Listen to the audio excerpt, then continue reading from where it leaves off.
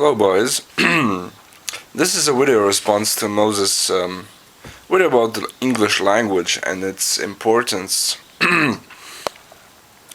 A few years ago, it's not a few, it's 6 years ago, I made a presentation for my English classes, and for this I looked at the Roman influence on the British English and the British history itself altogether, and the Roman influence on the development of the language. So there are some facts that I listed up in part 1 of my of this presentation of mine. In the from the 9th to the 5th century BC, there was a settlement of Celtic tribes in Britain. Around 55-54 before Christ, Roman Emperor Caesar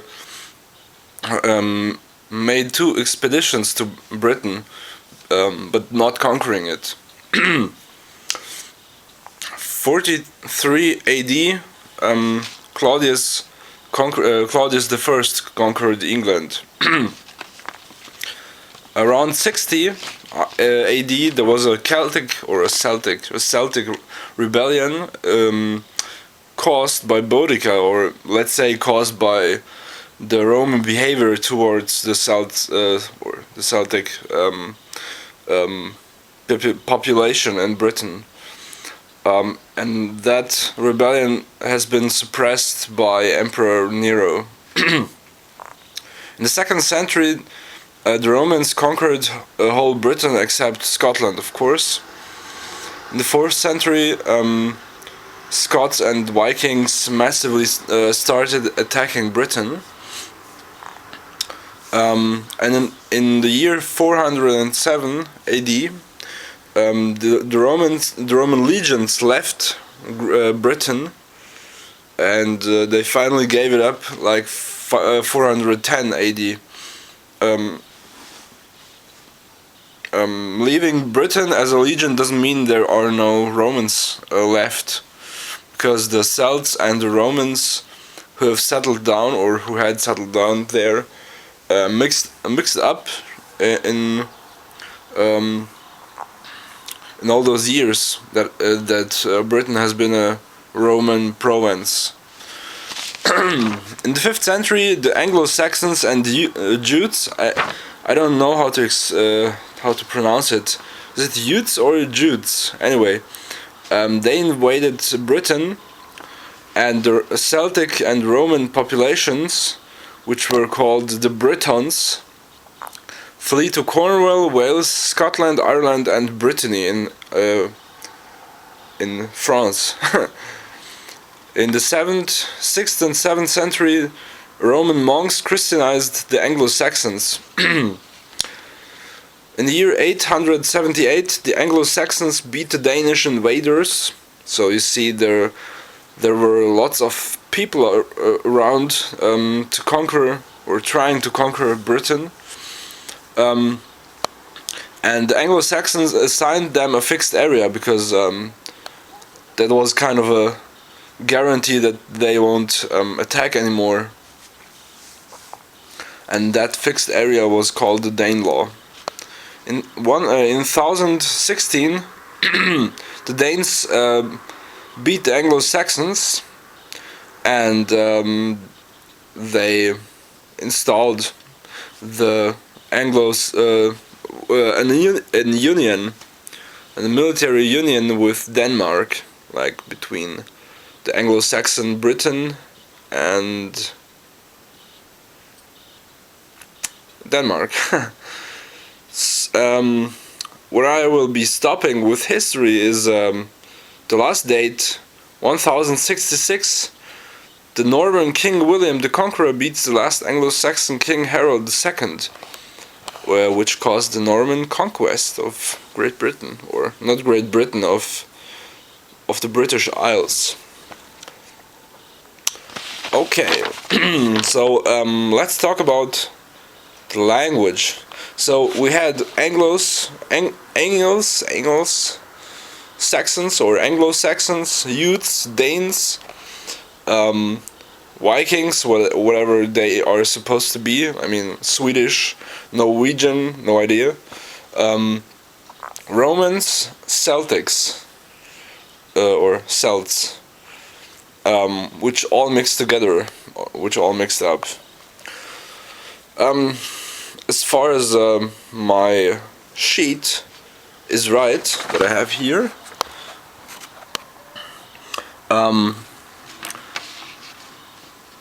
the history of British English or the British language, the English language, can be divided in three periods, which is Old English, 449 to 1066 AD. The Middle English, I don't have a. Oh, I do have a date. From the Norman conquest to 1450, and Modern English from 1450 1450 to today. So let's start with the Old English period. I will focus my presentation here on all the stuff that is written on this paper. In the first period, about 140 Latin words came into English, kind of, and 900 words from Old Norse words were assimilated. They took the Latin alphabet and they had some special letters used till the Middle Ages. In Middle English, they had a great influence of Old French and Latin through Old French. And in this period, they took around 500 pure Latin words and 10,000 French words. And so there you have the reason why there are so many synonyms in English, because the majority of the people, like the crowd, spoke English, and the nobility spoke French or Latin. And so that's why you have like pig and pork, one word for the animal and one word for the meat, the sort or the kind of meat.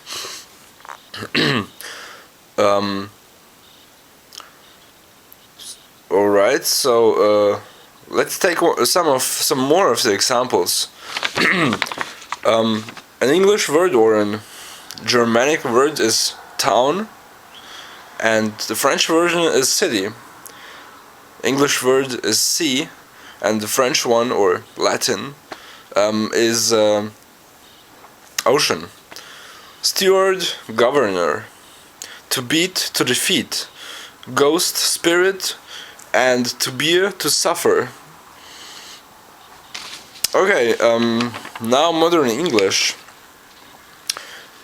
As there was the Renaissance and all that stuff, leaning or referring to the antique languages and culture, they adopted like English. The English language adopted many words from Latin and Greek. The influence of different languages and the failure of a reform of orthography led into discrepancy between written and spoken English.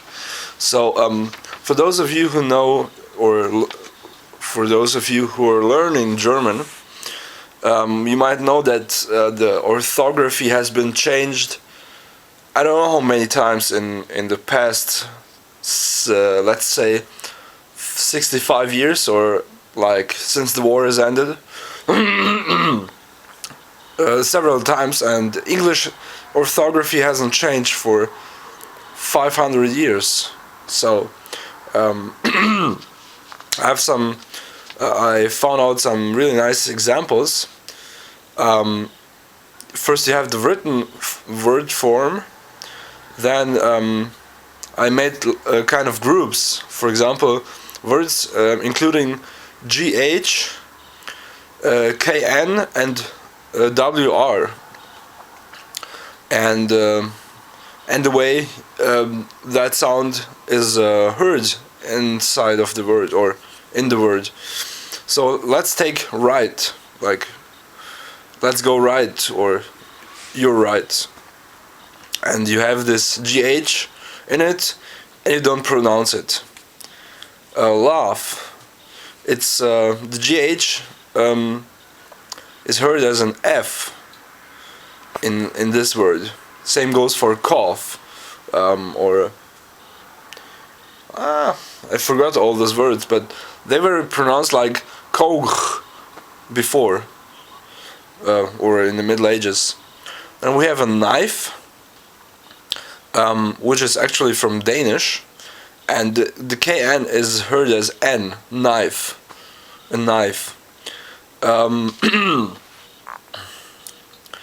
To write with your hand, your handwriting, and the WR is heard as R in this word, write, to write, or well, but you definitely cannot hear the W like purely. And one of the most famous examples, nation and fish. I mean, there is many other ways that you can produce sh, like in this word it's TIO, and in fish it's SH, and like in both words you say sh, but you don't write it the same way. Nation, fish. Okay, I made some researches. One of my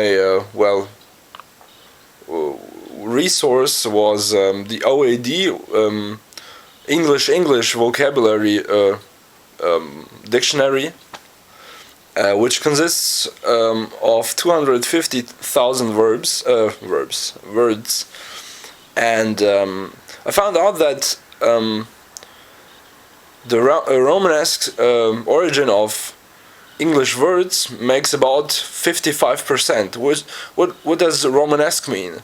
That means like the words are coming from Latin or French or other Romanesque languages like Portuguese, Spanish, and so on.